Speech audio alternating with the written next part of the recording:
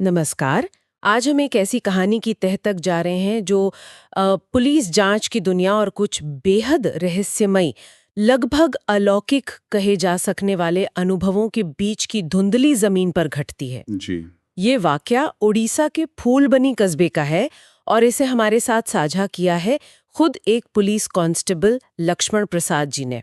उनकी आपबीती YouTube channel maroon files पर है। हाँ, तो कहानी का केंद्र है एक पुलिस स्टेशन, जिसके ठीक पीछे बिल्कुल सटा हुआ एक घना जंगल है, अनदेखा सा जंगल। अच्छा। और जो मामला एक रूटीन जांच की तरह शुरू होता है, वो जल्दी ऐसे मोड़ लेता है जहां मतलब तर्क और समझ थोड़ा जवाब देने लगते हैं। हम्म। हम बात करेंगे कि कैसे एक पुलिस वाले को दिखने वाली कुछ आकृतियां जाने अनजाने में एक 1.5 साल पुराने बेहद संगीन दोहरे हत्याकांड का पर्दाफाश करने का जरिया बन जाती हैं। बिल्कुल। तो इस चर्चा का मकसद सिर्फ कहानी सुनाना नहीं, बल्कि लक्ष्मण जी के इस अनुभव के जरिए पुलिस जांच की उन अनकही परतों को समझना है, जहां सबूत, शक, डर और कभी-कभी ऐसी चीजें जिनका कोई कोई तार्किक स्पष्टीकरण नहीं होता, सब आपस में उलझ जाते हैं। सही कहा। चलिए, देखते हैं कि फूलबनी के उस थाने और जंगल में आखिर हुआ क्या था। तो देखिए, ये बात है साल 2025 की शुरुआत की। कांस्टेबल लक्ष्मण प्रसाद का तबादला होता है आनंदपुर से करीब 300 किलोमीटर दूर फूलबनी थाने में। फूलबनी, ये कैसी जगह है? मतलब कोई बड़ा शहर? नहीं नहीं, फूलबनी एक छोटा, कुछ हद तक पिछड़ा हुआ इलाका बताया गया है, शांत सा। अच्छा, और वहाँ उनके इंचार्ज? वहां इंचार्ज थे इंस्पेक्टर रमेश। और बताया गया है कि इंस्पेक्टर रमेश लक्ष्मण के काम करने के अंदाज से, उनकी लगन से काफी प्रभावित थे। ठीक है। उन्हें अक्सर जरूरी मीटिंग्स और जो केस ब्रीफिंग होती हैं, उनमें शामिल रखते थे। फूलबनी में लक्ष्मण की ड्यूटी ज्यादातर रात में लगती थी, रात 9 बजे से सुबह 5 बजे तक। रात की ड्यूटी, ये अहम है शायद। हाँ, ये रात की ड्यूटी वाला पहलू यहाँ अहम है, क्योंकि रात के वक्त थाना एकदम सुनसान हो जाता था। अच्छा। अक्सर लक्ष्मण के अलावा गिनती के ही लोग होते थे, शायद 1-2 होमगार्ड जो पुलिस की मदद के लिए होते हैं, या कोई सब इंस्पेक्टर। और वो भी कई बार गश्त पर बाहर होते थे। तो मतलब काफी अकेलापन? हाँ, और ऊपर से थाने के पिछले हिस्से से सटा हुआ वो घना जंगल, जो रात में यकीनन और ज्यादा डरावना सा लगता होगा। सही बात है। तो पहली अजीब घटना कब हुई? पहली घटना का जिक्र है 20 फरवरी 2025 का। लक्ष्मण अपनी नाइट ड्यूटी खत्म करके सुबह घर गए, थोड़ा आराम किया और फिर किसी काम से दोपहर करीब 2 बजे वापस थाने पहुंचे। दोपहर 2 बजे, ठीक है। थाने पहुंचकर लक्ष्मण ने देखा कि वेटिंग हॉल के एक कोने में एक महिला बैठी है। उम्र होगी कोई 40 साल के आसपास, और उसके साथ एक 12-13 साल की बच्ची भी है। हम्म। महिला ने सिर नीचे झुकाया हुआ था। देखने से ही लग रहा था कि बहुत परेशान है। लक्ष्मण को कुछ अजीब लगा होगा। हाँ, उन्हें थोड़ा अजीब लगा। उन्हें महसूस हुआ कि शायद ये महिला किसी गंभीर मुसीबत में है, कोई शिकायत दर्ज कराना चाहती है, पर शायद हिम्मत नहीं जुटा पा रही है, डरी हुई है। हम्म। वो उनके पास गए और उड़िया भाषा में पूछा कि भाई, क्या कोई समस्या है? क्या वो किसी मदद के लिए आई हैं? और? महिला ने कुछ कहा? नहीं। महिला ने कोई जवाब नहीं दिया। लक्ष्मण ने फिर से पूछा। इस बार महिला ने धीरे से सिर उठाया और कुछ कहने की कोशिश की, पर जैसे उसके गले से आवाज ही नहीं निकल रही थी। आवाज नहीं निकल रही थी? क्या मतलब, वो बोल नहीं पा रही थी? हाँ, जैसे कोशिश तो की पर आवाज आई ही नहीं। ये देखकर लक्ष्मण को हैरानी हुई, थोड़ी असहजता भी। लेकिन उसी वक्त इंस्पेक्टर रमेश के साथ उनकी एक जरूरी मीटिंग थी, तो उन्हें अंदर जाना पड़ा। पर उस महिला का चेहरा, वो परेशान चेहरा, उनके जहन में कहीं अटक गया। यहाँ एक सवाल है। क्या थानों में अक्सर ऐसे लोग आते हैं जो इतने ज्यादा डरे या परेशान होते हैं कि बोल ही ना पाए, या ये कुछ अलग था? ये अच्छा सवाल है। देखिए, पुलिस थानों में हर तरह के लोग आते हैं। कई बार लोग बेहद डरे हुए होते हैं, सदमे में होते हैं। हाँ। लेकिन जिस तरह बताया गया कि आवाज ही नहीं निकल रही थी, वो थोड़ा असामान्य जरूर लगता है। हो सकता है ये बहुत ज्यादा तनाव या डर का नतीजा हो, या फिर जैसा कहानी आगे बढ़ती है, शायद इसका कोई और ही मतलब था। ठीक है, तो ये पहली घटना थी। इसके बाद? इसके बाद कुछ दिन गुजर गए। इंस्पेक्टर रमेश ने लक्ष्मण को एक चोरी के मामले की जांच के लिए बालीगुड़ा भेजा। बालीगुड़ा, ये कहाँ है? बालीगुड़ा फूलबनी से करीब 70 किलोमीटर दूर था। हम्म। लक्ष्मण 2 होमगार्ड्स के साथ पुलिस की गाड़ी में बालीगुड़ा के लिए रवाना हुए। ओके। और यहीं पर दूसरी और शायद ज्यादा चौंकाने वाली घटना होती है। अच्छा, क्या हुआ? थाने से निकले अपनी मुश्किल से आधा किलोमीटर ही आगे बढ़े होंगे। दिन का वक्त था कि लक्ष्मण ने सड़क के किनारे उसी महिला और बच्ची को खड़े देखा। उसी महिला और बच्ची को जिन्हें थाने में देखा था? हाँ, बिल्कुल उसी तरह। महिला सिर झुकाए, बच्ची पास खड़ी। अरे! ये तो लक्ष्मण चौंक गए। उन्होंने फौरन ड्राइवर से गाड़ी रोकने को कहा। वो उतरकर उनसे बात करना चाहते थे, पूछना चाहते थे कि उस दिन थाने में क्या हुआ था, वो क्यों परेशान थीं। हाँ, बिल्कुल। गाड़ी रुकी, लक्ष्मण उतरे, पीछे मुड़कर देखा और वहां कोई नहीं था। सड़क का वो किनारा बिल्कुल खाली था। गायब? मतलब एकदम से? एकदम से। ये देखकर लक्ष्मण तो घबरा ही गए। उन्होंने तुरंत साथ बैठे होमगार्ड से पूछा, तुम लोगों ने देखा? वो औरत और बच्ची यहीं खड़े थे। और होमगार्ड्स ने? दोनों होमगार्ड्स ने बड़ी हैरानी से उन्हें देखा और कहा कि उन्हें तो कोई नहीं दिखा, सड़क पूरी तरह खाली थी। ये तो वाकई बहुत अजीब है। मतलब सिर्फ लक्ष्मण को ही वो दिख रहे थे? क्या इसकी कोई वजह हो सकती है? थकान, तनाव या कुछ और? बिल्कुल, ये सवाल उठना लाजमी है। पुलिस की नौकरी है, तनाव रहता है, ड्यूटी के घंटे अनियमित होते हैं। हो सकता थकान हो या दिमाग पर किसी बात का बोझ, या फिर जैसा कि इस कहानी का रुख है, ये शायद किसी अनदेखी चीज की तरफ इशारा था। अहम बात यह है कि ये अनुभव सिर्फ लक्ष्मण का था, बाकी दो लोगों का नहीं। सही बात है। ये इसे और ज्यादा रहस्यमयी बना देता है। तो खैर, इसी उलझन के साथ लक्ष्मण बालीगुड़ा पहुंचे। शाम के करीब 7:30 बज रहे थे जब वो चोरी वाले घर पहुंचे। वहां कौन मिला? घर का मालिक था दामोदर, जो किसी होटल में हेड शेफ का काम करता था। घर पर उसकी पत्नी पूजा थी, जो कोई ब्यूटी पार्लर चलाती थी, और उनका एक नौकर भी था, सुरेश। ठीक है। लक्ष्मण ने तीनों से चोरी के बारे में पूछताछ की, जो भी जरूरी जानकारी थी नोट की। जब वो जांच पूरी करके घर से निकल रहे थे, तो दरवाजे के पास दीवार पर उनकी नजर अचानक दो चीजों पर पड़ी। दो चीजें? क्या थी वो? पहली चीज थी एक दीवार घड़ी जो बंद पड़ी थी, और घड़ी की सुइयां रुकी हुई थी 7:15 पर। 7:15 पर रुकी हुई घड़ी। और दूसरी चीज? दूसरी चीज थी उसी घड़ी के ठीक बगल में टंगा एक photo frame. Photo frame? Lakshman के रोंगटे खड़े हो गए। क्यों? क्या खास था फोटो में? फोटो वाली महिला का चेहरा हूबहू उस महिला से मिल रहा था जिसे उन्होंने 2 बार देखा था, एक बार थाने में और एक बार सड़क किनारे। अरे बाप रे, ये इत्तेफाक तो कुछ ज्यादा ही हो गया। उन्होंने फौरन दामोदर से पूछा होगा उस फोटो के बारे में। हाँ, फौरन पूछा। दामोदर ने बताया कि फोटो में दिख रही महिला उसकी बहन दीपिका है और बच्ची उसकी भांजी सोनम। बहन और भांजी। और फिर उसने कहा कि उन दोनों की मौत करीब 1.5 साल पहले एक कार एक्सीडेंट में हो गई थी। 1.5 साल पहले मौत, और वही महिला लक्ष्मण को हाल ही में 2 बार दिखी? मतलब अब ये सिर्फ एक अजीब अनुभव नहीं रहा, ये किसी गहरे राज की तरफ इशारा कर रहा है। हाँ, लक्ष्मण के लिए भी ये एकदम चौंकाने वाला था। उन्होंने दामोदर से कहा कि उन्हें ये फोटो फ्रेम चाहिए, जांच के लिए। दामोदर मान गया? थोड़ा हिचकिचाया तो, लेकिन पुलिस की बात थी तो मना नहीं कर पाया। लक्ष्मण वो फोटो फ्रेम लेकर वापस पुलबनी थाने के लिए रवाना हो गए। अब उनके दिमाग में सिर्फ चोरी का केस नहीं था। हाँ, अब तो ये रहस्यमयी माँ बेटी और उनकी एक्सीडेंट वाली मौत का सवाल भी घूमने लगा होगा। बिल्कुल। अब कहानी वापस पुलबनी थाने पहुंचती है उसी रात। लक्ष्मण बालीगुड़ा से जांच करके लौटे हैं। रात के करीब 11 बज रहे हैं। थाने में कौन कौन है उस वक्त? उस वक्त थाने में लक्ष्मण के अलावा होमगार्ड क्षितिज हैं और एक लेडी राइटर। लेडी राइटर, जैसा बताया, थाने का कागजी काम देखती हैं। उस रात काम ज्यादा था तो वो वहीं रुकी थी। ठीक है, माहौल शांत होगा। हाँ, थाने का माहौल शांत था, सब अपने काम में लगे थे।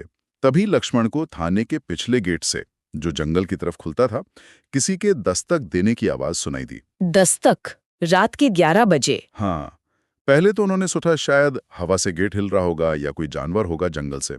हो सकता है। लेकिन फिर दस्तक के साथ साथ खुरचने की आवाज भी आने लगी। ऐसी आवाज जैसे कोई अपने नाखूनों से लकड़ी के गेट को खरोच रहा हो। नाखूनों से? ये तो अजीब है। लक्ष्मण को गुस्सा आया।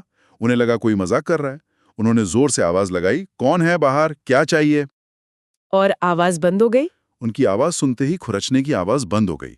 कुछ पल शांति रही, लेकिन फिर दस्तक और खुरचने की आवाजें दोबारा शुरू हो गईं, और इस बार पहले से ज्यादा जोर से। ज्यादा जोर से? हाँ, और आवाज ऐसी थी जैसे कोई किसी नुकीली धातु की चीज से गेट को बुरी तरह खुरच रहा हो। धातु से? ये तो डरावना होता जा रहा है। रात का समय, सुनसान थाना, पीछे जंगल और गेट पर ये अजीब आवाजें, किसी की भी हिम्मत जवाब दे जाए। लक्ष्मण का भी पारा चढ़ गया। उन्हें लगा शायद कोई जानबूझकर शरारत कर रहा है या कोई नशे में है। वो गुस्से में चिल्लाते हुए उस पिछले गेट की तरफ बढ़े और एक झटके में गेट खोल दिया। सामने घना अंधेरा जंगल था। गेट के ठीक बाहर एक छोटी सी खुली जगह, एक तरह की गैलरी थी जिसके बाद जंगल शुरू होता था। उस गैलरी में एक बल्ब लगा था जो अमूमन जलता रहता था। तो गेट खोलने पर क्या दिखा? जैसे ही लक्ष्मण ने गेट खोला और बाहर अंधेरे जंगल में झांका, उस गैलरी का बल्ब पहले तेजी से टिमटिमाया और फिर बुझ गया। बल्ब बुझ गया। और सिर्फ वही बल्ब नहीं, अचानक पूरे थाने की बत्तियां गुल हो गई।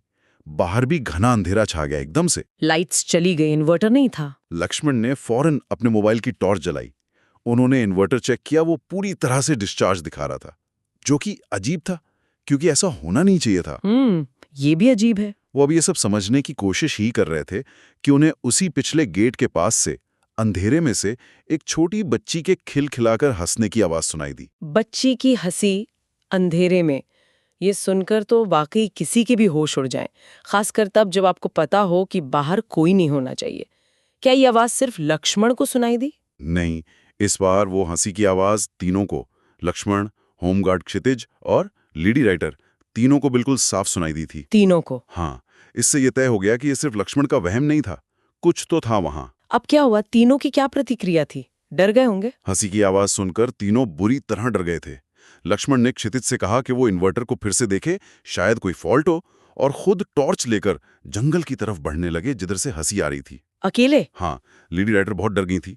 उन्होंने लक्ष्मण से कहा कि वो अकेले ना जाएं, वो भी साथ चलेंगी। लक्ष्मण ने उन्हें मना किया और क्षितिज के साथ रुकने को कहा। लेकिन तभी एक और अजीब घटना हुई। क्या? अचानक लेडी राइटर का सिर जोर जोर से असामान्य तरीके से हिलने लगा, जैसे उन्हें कोई दौरा पड़ रहा हो। ये 5-7 सेकंड तक चला और फिर वो एकदम सामान्य हो गई। बोली, नहीं सर, कुछ नहीं हुआ मुझे। ये घटना भी बड़ी अजीब है। क्या ये सिर्फ डर का रिएक्शन था या कुछ और? ऐसा लगता है जैसे कोई ताकत उन दोनों को थाने में ही रोकना चाहती थी। हाँ, ताकि लक्ष्मण अकेले ही जंगल में जाए, हो सकता है। इस सब ने लक्ष्मण को और परेशान कर दिया। एक तरफ वो डरावनी हंसी, दूसरी तरफ लेडी राइटर का ये अजीब बर्ताव। उन्होंने क्षितिज से कहा कि वो लेडी राइटर का ध्यान रखे, और खुद टॉर्च हाथ में लिए हंसी की आवाज का पीछा करते हुए अकेले ही जंगल के अंधेरे में बढ़ गए। हिम्मत का काम था ये तो। जंगल में क्या देखा उन्होंने? लक्ष्मण हिम्मत करके हंसी की दिशा में जंगल के अंदर करीब 50 मीटर तक गए। टॉर्च की रोशनी में उन्होंने जो देखा वो एक खौफनाक मंजर था। क्या था? जमीन पर एक औरत लेटी हुई थी। उसका एक पैर बुरी तरह कटा हुआ लग रहा था, कपड़े फटे हुए थे, शरीर पर चोट के निशान थे और खून बह रहा था। हे भगवान! और उसके पास वही छोटी बच्ची बैठी थी जो लगातार हंसे जा रही थी। एक डरावनी, बेतरतीब हंसी। बच्ची के शरीर पर भी चोटों के निशान साफ दिख रहे थे। क्या ये वही माँ बेटी थे जिनकी फोटो लक्ष्मण ने देखी थी? दीपिका और सोनम? बिल्कुल। लक्ष्मण को देखते ही समझ आ गया, ये दिखने में बिल्कुल दीपिका और सोनम जैसी लग रही थी, जैसी फोटो में थी, लेकिन बुरी तरह जख्मी और भयावह हालत में। ऐसा लग रहा था जैसे उन पर बेरहमी से हमला किया गया हो। इस दृश्य को देखकर लक्ष्मण की क्या हालत हुई होगी, सोचकर ही डर लगता है। लेकिन कहानियां रुकी नहीं होगी। नहीं, लक्ष्मण अभी इस सदमे से उभर भी नहीं पाए थे कि वो बच्ची अचानक उठी और जंगल में और अंदर की तरफ भागने लगी, अब भी हंसते हुए। भागने लगी? हाँ, लक्ष्मण एक पुलिस वाले की सहज प्रवृत्ति के तहत उसके पीछे भागे। उसे पकड़ना चाहते थे या शायद जानना चाहते थे कि ये सब क्या है। तो वो उस हंसती हुई बच्ची का पीछा करते हुए जंगल में और गहरे चले गए। हाँ, करीब 500 मीटर अंदर जाने के बाद बच्ची तो कहीं गायब हो गई, लेकिन लक्ष्मण की नजर एक पुरानी फटी हुई बोरी पर पड़ी जो वहां झाड़ियों में पड़ी थी। बोरी? और उस बोरी से बहुत तेज बदबू आ रही थी। बदबू मतलब? एक अनुभवी पुलिस वाले की तरह लक्ष्मण समझ गए कि मामला गंभीर है। उन्होंने हिम्मत जुटाई, बोरी के पास गए और उसे खोला। अंदर जो था उसे देखकर उनके पैरों तले जमीन खिसक गई। क्या था उस बोरी में? बोरी के अंदर एक बच्ची की सड़ी गली लाश थी। लाश? और ये लाश उसी बच्ची की थी जिसका भूतिया रूप हंसते हुए उन्हें यहां तक लाया था। हे भगवान! ये तो कल्पना से भी परे है। मतलब उस बच्ची की आत्मा ने ही अपनी लाश तक का रास्ता दिखाया। कहानी तो यही बताती है। लक्ष्मण बुरी तरह घबरा गए थे। उन्होंने पीछे मुड़कर देखा, वो भागने वाली बच्ची का साया अब कहीं नहीं था। वो तेजी से भागकर वापस थाने पहुंचे। और फिर? उन्होंने क्षितिज को जगाया, उसे साथ लिया और दोनों वापस उसी जगह गए। उन्होंने बोरी से बच्ची की लाश बरामद की और उसे पोस्टमार्टम के लिए भिजवाया। इसके बाद क्या हुआ? क्या सिर्फ बच्ची की लाश मिली? माँ की लाश का क्या? उसी रात लक्ष्मण ने इंस्पेक्टर रमेश को फोन किया। उन्हें इस भयानक खोज और संभावित दोहरे हत्याकांड के बारे में बताया। ये भी बताया कि शायद माँ की लाश भी आसपास हो सकती है। उन्होंने इंस्पेक्टर से तुरंत फूल बनी आने का आग्रह किया।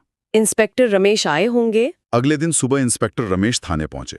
लक्ष्मण ने उन्हें पूरी कहानी सिलसिलेवार ढंग से बताई थाने में, और सड़क पर दिखी वो रहस्यमयी माँ बेटी। हाँ। बालीगुड़ा में मिली उनकी फोटो और वो एक्सीडेंट की कहानी, रात को थाने में हुई डरावनी घटनाएं, और फिर जंगल में बच्ची की लाश का मिलना, सब कुछ। इंस्पेक्टर का क्या रिएक्शन था? उन्होंने यकीन किया इस सब पर?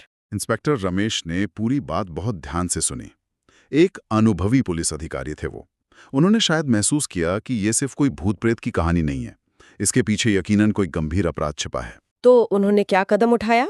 उन्होंने तुरंत दामोदर, उसकी पत्नी पूजा और नौकर सुरेश को थाने लाने का आदेश दिया। और उनसे पूछताछ हुई? क्या उन्होंने अपना जुर्म कबूल कर लिया? शुरुआत में तो तीनों ने सख्ती से इनकार किया। वो अपनी उसी कहानी पर अड़े रहे कि दीपिका और सोनम की मौत कार एक्सीडेंट में हुई थी और उन्हें इस बारे में कुछ नहीं पता। लेकिन पुलिस के पास अब शक करने की वजह थी। हाँ, और तभी बच्ची की पोस्टमार्टम रिपोर्ट आ गई। और उस रिपोर्ट ने सारा सच खोल दिया होगा। बिल्कुल।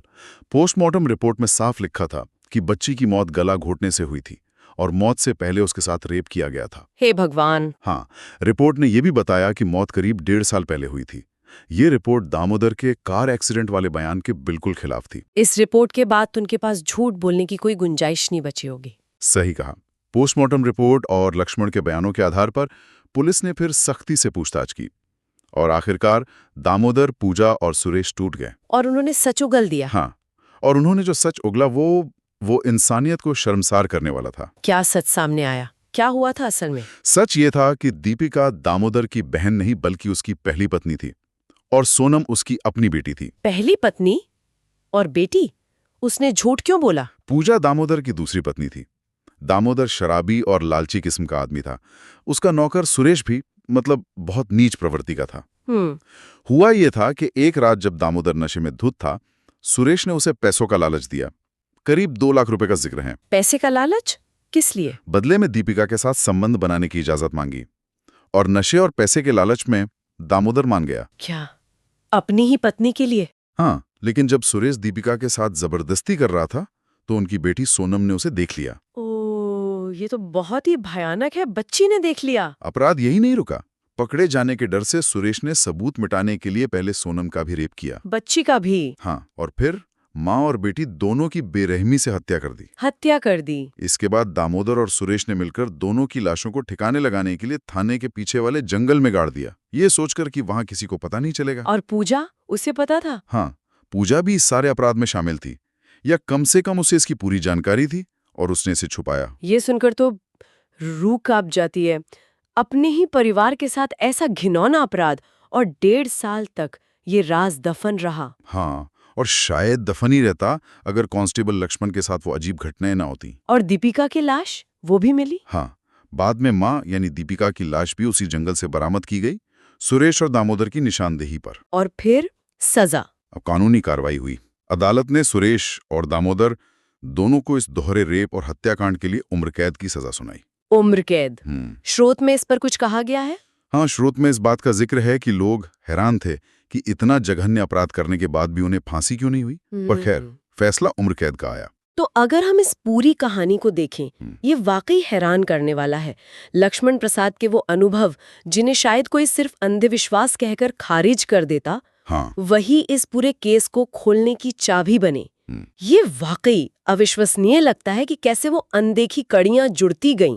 थाने में दिखना, फिर सड़क पर दिखना, फिर बालीगुड़ा में वो फोटो मिलना और अंत में जंगल की वो रात और वो आवाज।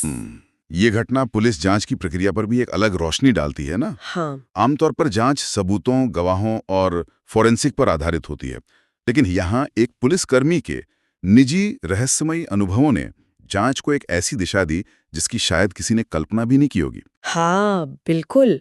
ये दिखाता है कि सच सामने आने के रास्ते कितने अप्रत्याशित हो सकते हैं। और ये अपराध की क्रूरता को भी उजागर करता है। दामोदर और सुरेश ने जिस तरह पैसे और वासना के लिए अपनी ही पत्नी और बेटी की जान ली और फिर इतने शातिर तरीके से सबूत मिटाने की कोशिश की, वो बेहद खौफनाक है। बिल्कुल। ये कहानी हमें अपराध, न्याय की तलाश और उन अनदेखे पहलुओं के बारे में सोचने पर मजबूर करती है जिनका सामना हम रोजमर्रा की जिंदगी में नहीं करते। हाँ, मतलब क्या इसे महज संयोग कहा जाए या लक्ष्मण की कोई तीव्र अंतर्दृष्टि थी या फिर वाकई कुछ ऐसा था जिसे हम समझ नहीं सकते? शायद इसका कोई एक सीधा जवाब नहीं है, लेकिन ये मामला लक्ष्मण प्रसाद जी के जरिए हम तक पहुंचा है और ये उन अनगिनत जटिल और कभी-कभी समझ से परे मामलों की याद दिलाता है जिनसे हमारे पुलिस वालों को रोज जूझना पड़ता है। सही कहा। तो अंत में सोचने वाली बात शायद ये है कि क्या न्याय की पुकार इतनी प्रबल हो सकती है कि वो तर्क और विज्ञान की सीमाओं को भी लांघ जाए, या फिर सच को उजागर करने के लिए हमारी समझ से परे भी कोई तंत्र काम करता है? ये सवाल शायद हमेशा बना रहेगा।